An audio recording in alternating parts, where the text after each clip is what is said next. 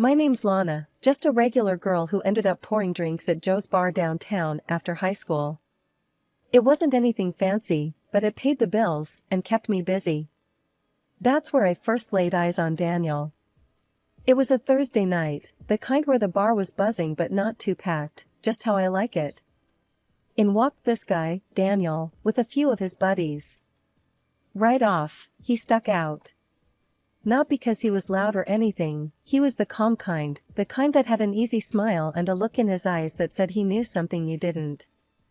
He sauntered over to the bar and took a seat right in front of where I was working.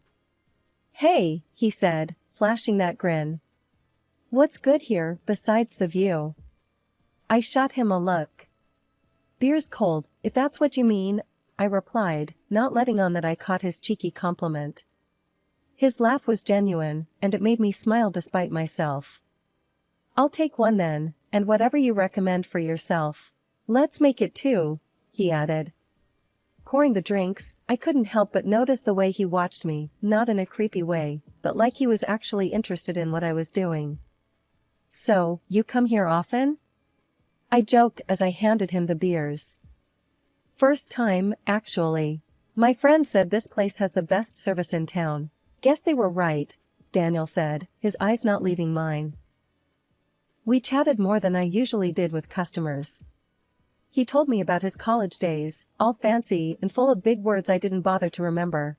And I told him about growing up here in town, how I always thought I'd do something more but never figured out what that more was. "You're interesting, Lana," he said out of the blue. "Not like the usual crowd in here." I raised an eyebrow. "Thanks, I guess. You're not too bad yourself, for a rich boy." He laughed again, that sound that filled up the space around us. "Rich boy, huh? Trust me, having money's not all it's cracked up to be." We got interrupted then by his friends, who were ready to move on to some club or another. He stood up, tossed a 50 on the bar, way too much for 2 beers, and winked. "Maybe I'll find that right company if I come back here." And just like that, he was gone, melting into the crowd with his friends. But something about him lingered, like the echo of his laugh in my ears, making me wonder if I'd see him again. Daniel started showing up at the bar every single night after that first encounter. At first, I figured he was just like any other guy, killing time with a beer and small talk. But then, the talks got longer and a whole lot more personal. He'd settle into his usual spot, and as I wiped down the counter or restocked the shelves, he'd tell me bits and pieces about his life, his family. "My dad's pretty big into politics," he'd say with a casual shrug, like he was talking about the weather, not dropping that his father was one of the state's top politicians. "And Mom, well, she's a housewife, keeps everything running smooth at home." The more we talked, the more I saw past the polished surface. Sure, he had money and a name that opened doors, but there was something else, something real that I couldn't quite put my finger on. And despite my better judgment, I found myself looking forward to those evenings when he'd show up. One night, it all changed. He came in looking serious, his usual smile nowhere in sight. "Lana, I've been thinking," he started, hesitating a bit. "How about we go out tomorrow? Somewhere nice, not just here." It was sudden, but not unwelcome. "Like a date?" I asked, trying to sound cool but feeling my heart thump a little harder. "Yeah, a date," he confirmed, his smile back as if he'd won some sort of victory seeing my reaction. That date led to another and another. Before I knew it, we were seeing each other every day. Daniel talked about his life, and I shared mine. He'd laugh off the differences, saying, "Wealth's my only drawback, you know." But it wasn't just his wealth. Daniel loved the high life, parties, late nights, the kind of leisure I could hardly imagine. He brushed off my concerns with a wave. "Things will change, Lana. You'll see." Then came the night he wanted me to meet his parents. I was a bundle of nerves. We drove up to their mansion, the kind of place you see in movies, with sprawling gardens and more rooms than you'd know what to do with. His mother, Mrs. Patricia Gilmore, was as chilly as the marble floors, sizing me up like I was something she found stuck to her shoe. "A waitress," she said, her voice dripping with disdain. Really, Daniel, you expect her to fit into our world? His father, Gerald Gilmore, however, beamed at me as if I was the first honest thing he'd seen in years. Lana, dear, it's refreshing to see someone from real life. You're just what we need. A bridge to the common man, right before the elections. I didn't know whether to be flattered or offended. The dinner was tense, Mrs. Gilmore sniping comments under her breath, Mr. Gilmore countering with grand declarations about my refreshing simplicity. At one point, Mrs. Gilmore had enough, standing up so fast her chair almost toppled over. I will not stand for this, she hissed, storming out of the room. Mr. Gilmore just winked at me across the table. Don't you worry, Lana. Everything will be just fine. That wink was supposed to reassure me, but it felt like I was being swept into a game I didn't know how to play. Weeks later, Daniel got down on one knee, right there in the bar where we first met, with the same cheeky grin he had that first night. Marry me, Lana, and let's show them all how it's done, he said. And I, lost in the moment and in him, said yes. The wedding was anything but the quiet affair I'd hoped for. From the moment Daniel popped the question, his father took over the whole show. He insisted on a grand ceremony, one that would be talked about far and wide. It'll be perfect for the campaign, he'd say with a sly grin, every time I brought up keeping things small. So, there I was, standing in a dress fancier than anything I'd ever owned, with cameras flashing in my face as I tried to keep my smile from faltering. The reporters swarmed around us, and Mr. Gilmore relished every moment, playing the gracious father-in-law to perfection. See, folks, this is what real love looks like. Unity across different worlds, he announced to the cameras, slinging his arm around me a little too tightly. I glanced over at my parents, sitting off to the side, their expressions a mix of awe and discomfort. They weren't used to this kind of spectacle, and frankly, neither was I. Mrs. Gilmore, decked out in a dress that probably cost more than my dad's car, pasted on a smile that didn't quite reach her eyes. She leaned in during the photo op, whispering through clenched teeth, "Smile, Lana. Today, we're all family." After the spectacle, Daniel and I moved into a luxury apartment, a stark contrast to my modest childhood home. It was a wedding gift from his parents, lavish and sprawling, located in one of the city's most exclusive buildings. Daniel's nights out with his friends became more frequent, and I found myself alone in our expansive living space more often than not. His mother, Mrs. Gilmore, took it upon herself to drop by unannounced, always with a critique ready at her lips.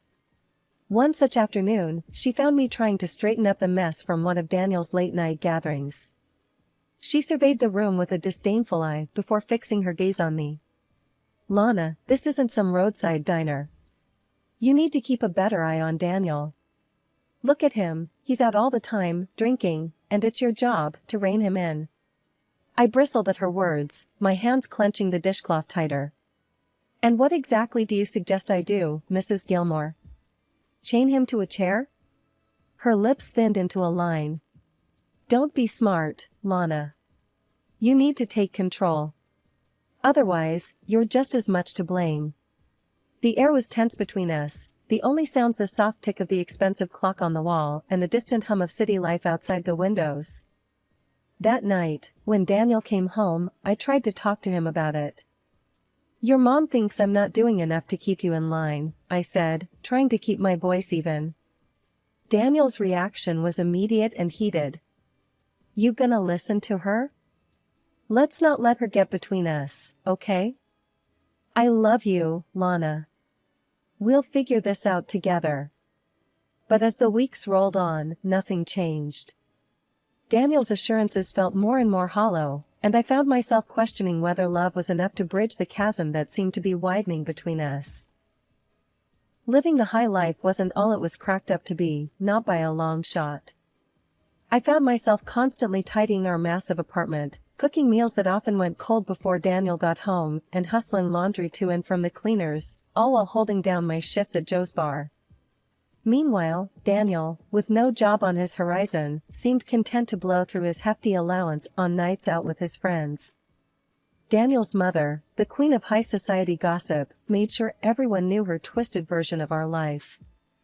According to her, I was the villain, a dumb, greedy woman who led her poor son astray with my low-class ways.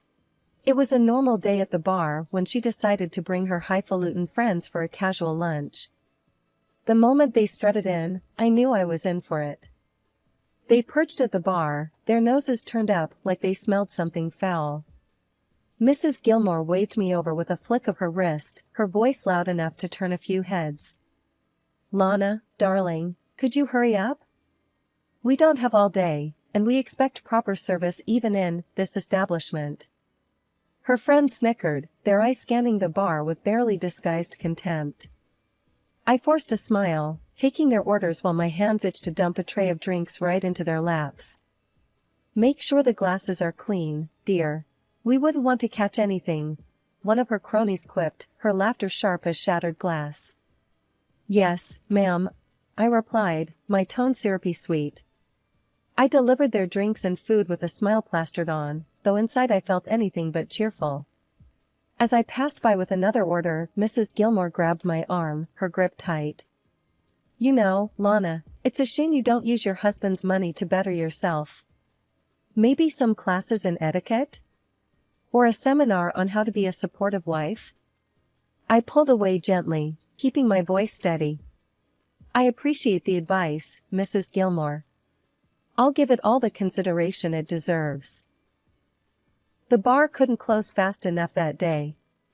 Each comment, each condescending look from that table, added weight to the growing dread that this was my life now, scrutinized and scorned, no matter how hard I tried. Back at our apartment, the silence was a stark contrast to the chaos at the bar. Daniel was out again, the note on the fridge a weak apology for missing dinner. I was left alone with my thoughts, which were as cluttered as the untouched plates on our dining table. Meanwhile, I started paying the bills from my own tips, because Daniel's idea of budgeting was seeing how quickly he could spend his money each month. Groceries, utilities, even the damn cable bill, I covered them all. His promises to get his act together and find a job were as empty as our conversations. The election season was in full swing, and Mr. Gilmore was more eager than ever to parade me around at every possible public event. He'd introduce me with great fanfare, always emphasizing how his son had married a simple girl from the people. At rallies, dinners, and interviews, I wore my smile like a mask, nodding and playing the part of the approachable daughter-in-law.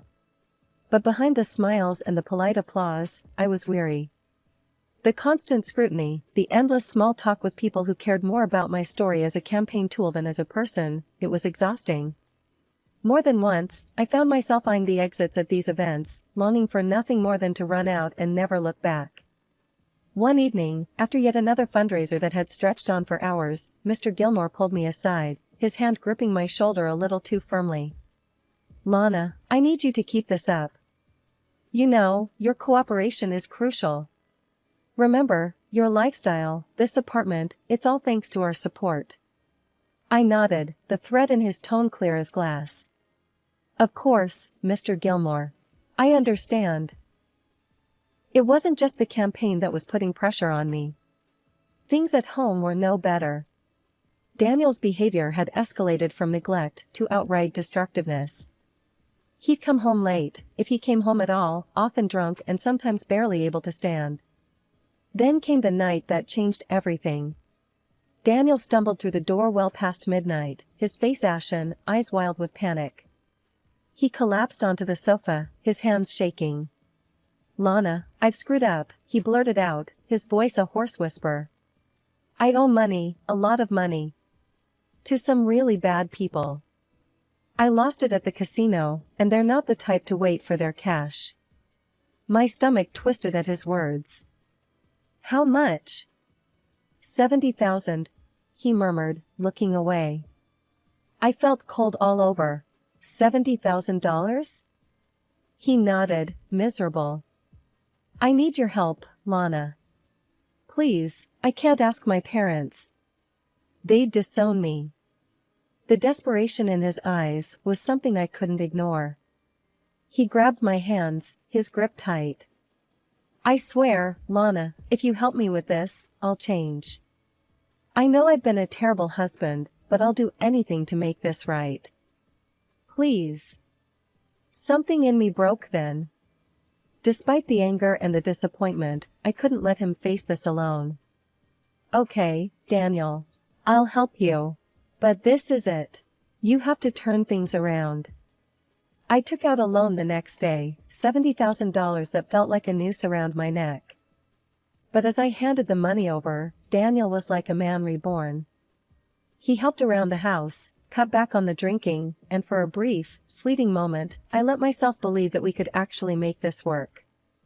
We spent evenings together, talking about plans for the future, even daring to dream about starting a family. Daniel was attentive, helping with chores, sharing meals at the same table, things we hadn't done in years. Maybe we should think about having a kid, he suggested one night as we cleaned up after dinner. I looked at him, surprised but not unhappy at the thought. Really? You think we're ready? He smiled, pulling me close. Yeah, I do. I mean, we're getting back on track, right? A fresh start. I wanted to believe him, to believe in us. And in those moments, it was easy to imagine that everything could actually be okay, that the debts and lies were behind us. But that illusion shattered the night I came home from a double shift at the bar. Tossing my keys on the counter, I headed for the bedroom, my body aching for just a few hours of sleep before doing it all over again. But the scene I walked into snapped me wide awake. Daniel was passed out on our bed, snoring loudly, with two girls I'd never seen before curled up beside him, both just as unconscious. Bottles and glasses littered the nightstand, the stench of alcohol heavy in the air. My heart hammered against my ribcage as a cold rage settled in my gut. Without thinking, I pulled out my phone and started recording. The camera's light cut through the darkness, capturing the damning scene. I nudged Daniel awake, my voice sharp. Daniel, who are these girls? He blinked up at me, confused and still drunk, then waved a dismissive hand as if brushing away the question. They're just my girlfriends, you know? It's not a big deal. We do this sometimes when you're at work. That was it. The final betrayal. I stopped the recording, my hands trembling with a cocktail of emotions, rage, sorrow, disbelief. I stepped out of the room, dialed Mr. Gilmore, and waited for him to pick up. Lana? What's wrong? His voice was cautious, alert. Mr. Gilmore, I'm done. I just caught Daniel in our bed with two other women. I've recorded everything, and I want a divorce, I said, each word measured, heavy with finality. He was at the apartment within the hour, his face a mask of controlled fury as he glanced at the still unconscious figures in my bed. Daniel had woken up by then, looking sheepish and scared as his father berated him in hushed, vicious tones. You idiot! Look what you've done! Turning to me, Mr. Gilmore's tone softened. Lana, I'll handle this. Let's keep it quiet, for everyone's sake. What do you need? $500,000, the apartment sold and the money transferred to me, and the loan I took out for him cleared, I stated, each demand non-negotiable. Mr. Gilmore nodded slowly, calculating. Done. But you must agree to keep this quiet. Move away, start fresh somewhere else. Can you do that? Yes, I said simply. There was nothing left for me here, no reason to stay. And Lana, don't tell his mother. She'd make a scene, and we can't afford that now, not with the elections. The divorce papers came through quietly.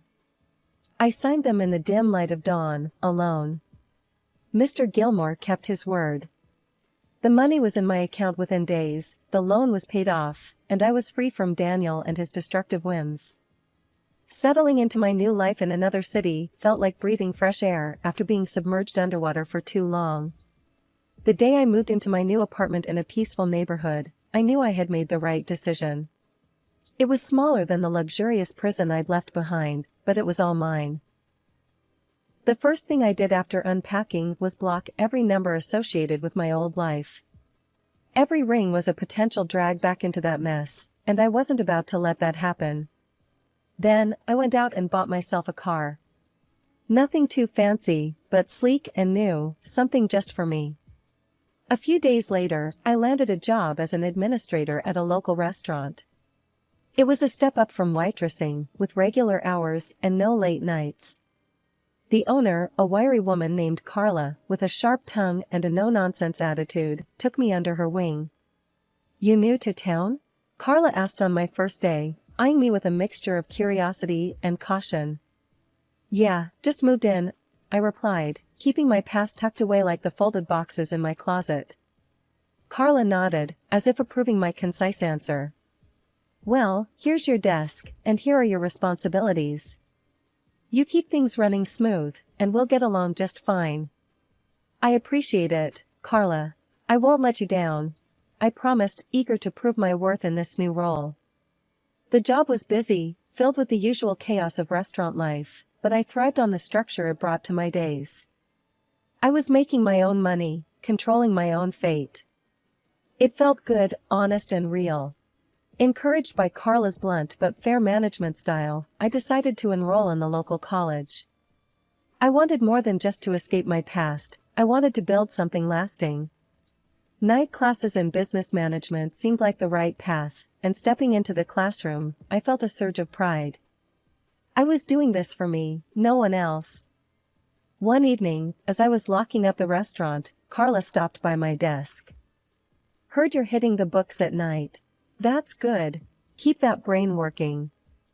I smiled, grateful for her recognition. "Trying to. Figured it's never too late to start fresh, right?" "Damn right," Carla said with a nod. "You ever need help, you let me know. I know a thing or two about keeping a business above water." Life settled into a comfortable rhythm. Work, study, and the quiet solitude of my apartment. I relished the normalcy, the mundane moments that I used to take for granted. It was during one of these quiet nights, sitting on my balcony with a cup of tea, that I realized just how much I had changed. The city lights sparkled in the distance, each one a reminder of where I'd been and where I was heading. 2 years had slipped by since I cut all ties with my old life and started anew. I was sitting in my living room, cozy and warm, a book forgotten on my lap, when my phone rang. The number was unfamiliar, and hesitating for a split second, I answered. "Lana, this is Patricia Gilmore." The voice came through, high-pitched and frantic. "Daniel is in trouble because of your negligence." I was taken aback. "Mrs. Gilmore, slow down. What are you talking about? What trouble?" She was nearly breathless with agitation. "An unknown friend of Daniel called me. He said Daniel got into a fight with a policeman in a bar. I had to transfer money to keep him out of jail. I took it from our savings, and Gerald doesn't know yet." "Why weren't you there for him?" "Mrs. Gilmore, listen to me very carefully," I said, my voice calm and clear. "Daniel and I have been divorced for 2 years. I haven't seen or spoken to him since." There was a pause, and then, "Divorced? What are you talking about? Why didn't anyone tell me?" "You didn't know because it was meant to be kept quiet for the family's sake, for the election and all.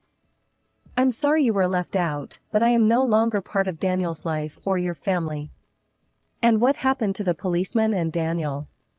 Her voice cracked, and I could hear the confusion and fear seeping through.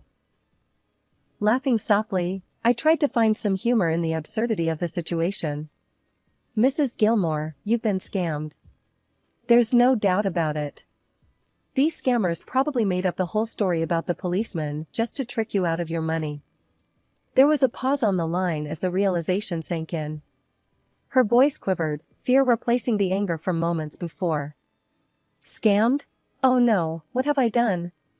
Her tone was frantic, the weight of her mistake crashing down. "Can't you just lend me some money to put back before Gerald finds out?" "Please, Lana." "Mrs. Gilmore, I can't. It's not my place anymore. I've moved on. You need to handle this with your family," I replied, firm yet not unkind.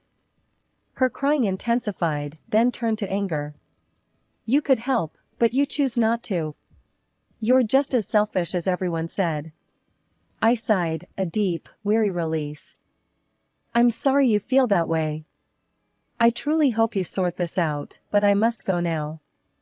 I hung up before she could reply, her sobs echoing in my ear even after the line went dead. Looking around my peaceful apartment, the stark contrast between my current life and the chaos of the past made me shudder. I picked up my phone again, this time navigating through the settings to block yet another number. As I set the phone down, a sense of finality washed over me. I was truly free now, no longer entangled in the web of deception and greed that had once defined my life.